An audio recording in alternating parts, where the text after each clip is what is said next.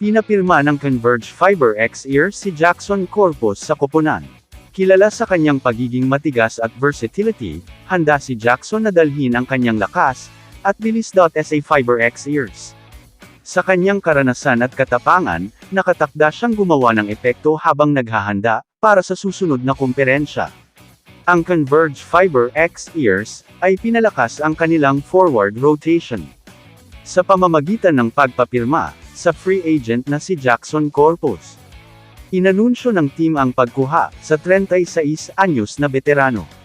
Sa kanilang mga social media page, ngayong Biyernes ng hapon, si Corpus, tubong Ilagan Isabela, ay naglaro ng basketball sa kolehiyo para sa Philippine Christian University Dolphins. Siya ay hindi na-draft noong 2014 PBA draft. Ngunit gumawa ng pangalan para sa kanyang sarili sa PBA D-League. Bago tuluyang nakakuha ng kontrata sa PBA, sa Mahindra Floodbusters.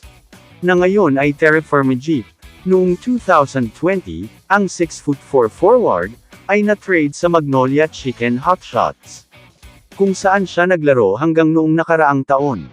Nakahanap na ng bagong tahanan ang veteranong forward, na si Jackson Corpus sa Philippine Basketball Association. Matapos pumirma sa Converge Fiber X-Ears. Ang hakbang na ito ay dumating ilang buwan pagkatapos ng kanyang paglaya, mula sa Magnolia Hotshots, kung saan siya naglaro sa loob ng 4 na season. Si Corpus, nakilala sa kanyang physicality, hustle, at signature dyed hair, ay magdadala ng karanasan at katigasan sa isang batang Converge squad. Nasabik na gumawa ng mas malalim na playoff push.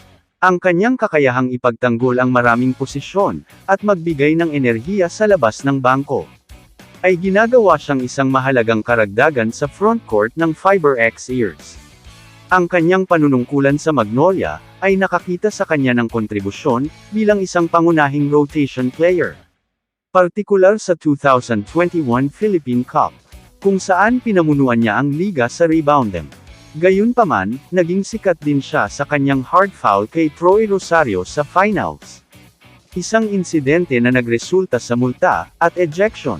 Makikinabang dito ang Converge, isang team na naghahanap upang itatag ang sarili sa mga piling tao ng PBA.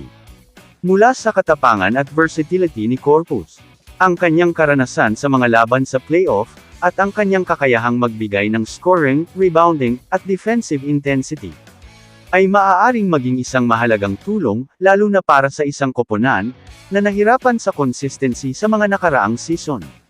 Kasama si Corpus, magkakaroon ng veteranong presensya ang Converge, na maaaring magturo sa mga mas batang manlalaro, habang gumagawa din ng epekto sa court. Nasa sabik na ang mga tagahanga na makita kung paano nababagay ang kanyang lakas, at katatagan sa sistema ng Fiber X-Ears. Habang naghahanda sila para sa paparating na season ng PBA. Kamusta mga idol? Sports Zone PH para sa sports news and update. Kung bago ka pa lamang dito sa channel ko, pindutin mo na ang subscribe button at notification bell para lagi kang update sa mga sports news.